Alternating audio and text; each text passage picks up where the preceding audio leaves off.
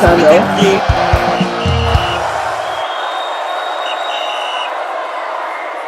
Guys, what a beautiful Monday morning it is, and welcome to the channel Final Whistle, the channel that brings you the best and the best of every sporting analysis, fans reaction, pre and post match analysis, and in-depth match analysis. Don't forget on all social media platforms on Facebook, TikTok, Twitter, and as X, and of course our YouTube page Final Whistle Night, where we give you the full version of our stories. You can watch our videos, like, share, subscribe, and drop your comment in the comment section. And I hear my lovely brothers Ugochukwu. My bro, good morning. Sir. Good morning. Yeah, good morning, sir. Yeah. Yesterday, what happened? That's by the way, please. No. That's gone. Both things are passed away. Viewers, we brought you series of production concerning the fiasco between Nigeria and Libya, and yesterday was the last day they were supposed to submit all evidences so that the CAF can actually begin their ruling.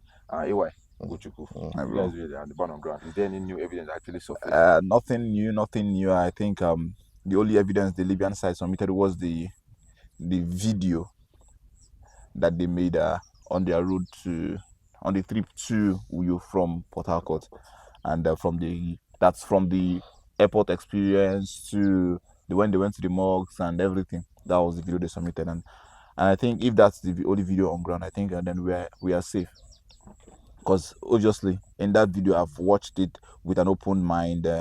Forget that I'm a Nigerian. I tried to look at from the angle of, because I read out the CAF regulations. I tried to look at it from the angle of the CAF regulations, and I can clearly state that I think we are good to go, because I did not see any breach in the law as regards to that video, because of one, like I said earlier, in the case of international airports, they were the one at fault at that point in time, because they had clearance to land at Uyo, but they landed in Port Harcourt.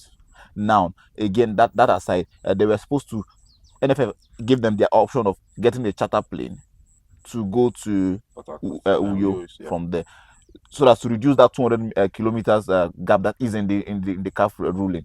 They did not want to bear the cost, so that's on them.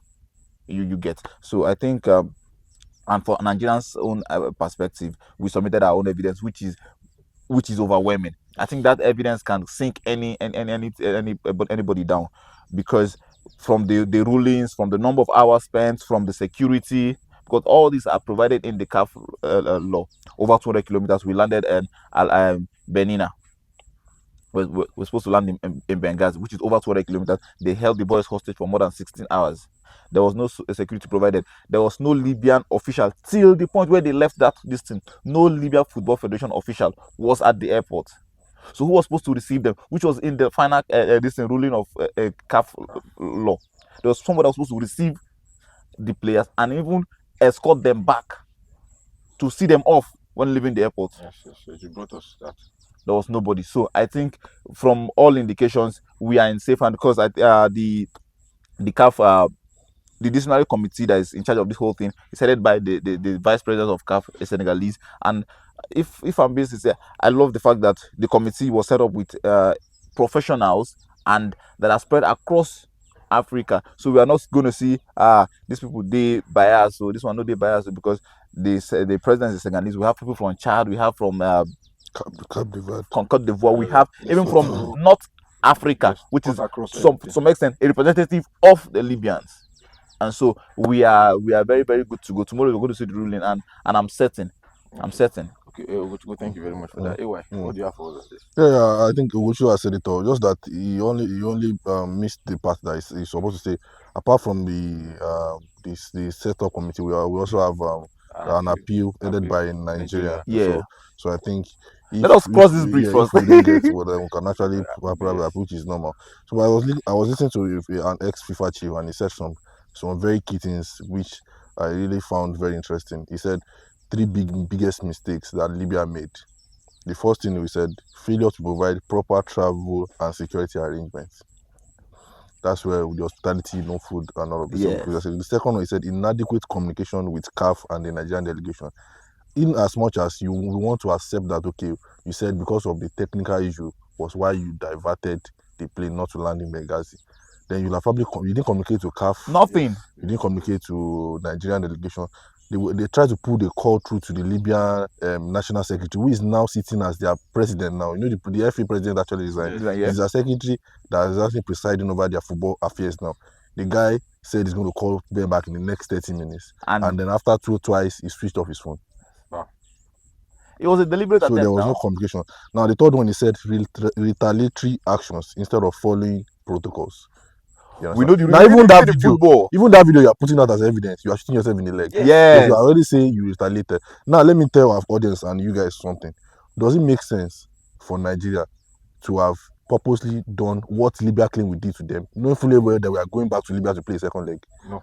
If I know it's not possible. Yes, it's not possible. We know that we are going back to your house. Yes. To play a second leg. We'll not treat you like that. No. You understand what I'm trying to say? Yeah. So I think they got it all wrong. Upon landing, you said you landed in Uyo.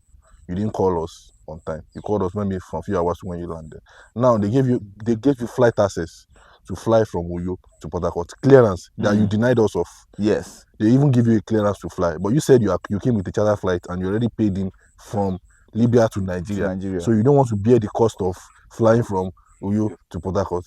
So you decided to travel by road. Now we gave you a security, a good boss, a good travel system. You understand? You came, you sat on the floor, started taking pictures. You understand what I'm trying to say? They already knew that they cannot match. And I'm not going to lie to you. I'm sure that this thing we are not supposed to even blame the players. I feel like some players would even in their mind be saying, they should not have taken this thing far. Yes. I think it has to do with because it has gone from being a sporting issue to a political matter. You understand? So I feel like deep down, some of the players will feel like, if we know this thing will have gone this far, they will not have. The actors overplayed the script. So I think, their people, their delegation, their officials now eventually blew the thing off. You understand? Eventually. So I wish them well. Regardless, I wish them well. Whatever sanction, we now only 3 points we need. Yes. The truth is, I'm glad that we didn't play that match. You know, a lot of Nigerians, because we can see our comment section buzzing. I think a lot of Nigerians are not concerned with whether we're going to replay the match or not. They are looking at possible sanctions. So if that's what they're going to sanction this Libya side, what are the possible sanctions? Is it a forfeit? What's the possible sanction? Let me start by saying, when it comes to that aspect, if you breach or you default in the law, the possible sanctions are this. So this is a possible punishment for when you do this. So I think in this case, the law says that there will be a reimbursement first of all. Okay. So they're going to first of all pay for the expenses that we've made. They'll give us our money first before they talk on that thing. You get?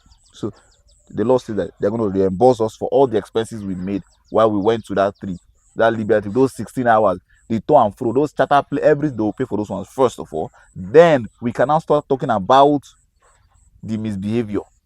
What is the aftermath of the misbehavior? Is it going to be a 3 point, which I'm most likely going to see? There's going to be a 3 point and 3 goals. That's a walkover. So for me, that's what's going to happen. First of all, a reimbursement of all the expenses that was made as regards to the CAF regulations. Then we'll now talk about the other sanction, which is most likely going to be 3 points and 3 goals. I think I want to probably deviate a little bit from where we were saying. I think I will not be surprised if they eventually get to pay a certain fine. That's sure. But I think the bone of contention where we really don't know where the pendulum is going to swing is the fact that we don't know whether it's going to be a rematch or probably a 3-pointer. Regardless, if there's going to be a rematch, I'm sure whatever sanctions they want to bring, I think Nigeria we are good. As far as the players agree to want to play that match. Where are you going to play the match? That's what I'm saying. I'm coming. We have November. That's what I'm coming. Under qualifiers. I'm sure that every of the team have their own parts to play. Regardless, we will probably have our own. Maybe the miscommunication or whatever. There's a price to pay for our own too. Yes. You understand? So regardless, we have to pay a price too. It might not probably be what the Libya is. Nobody's going to get the biggest of the bunch. But I'm saying, if it takes us to play 3 matches, we need us to play. The only thing we want is 3 points. Yes. And I'm sure that we will probably play the Rwandas before we even play the Libya. But the most important thing is, if we are playing the match, it has to be on a neutral ground. You understand? It has to be on a neutral ground. You understand? So I feel like that is what we might probably be seeing.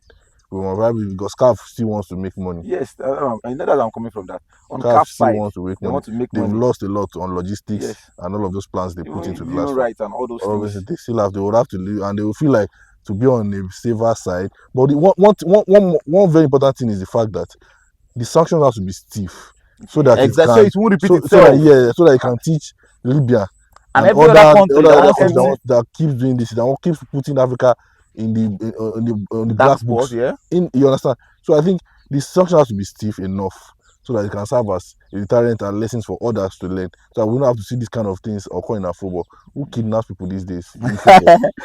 Well, that's it, guys. You have heard this from AY and Gochu. Thank you very much for Thank being you, here, my my brother. brother. brother. Yeah. Thank you very much. Yes, we await calf rolling on the 22nd, which is tomorrow. And believe final whistle to be your show plug as we bring you exclusives on that note. See you guys.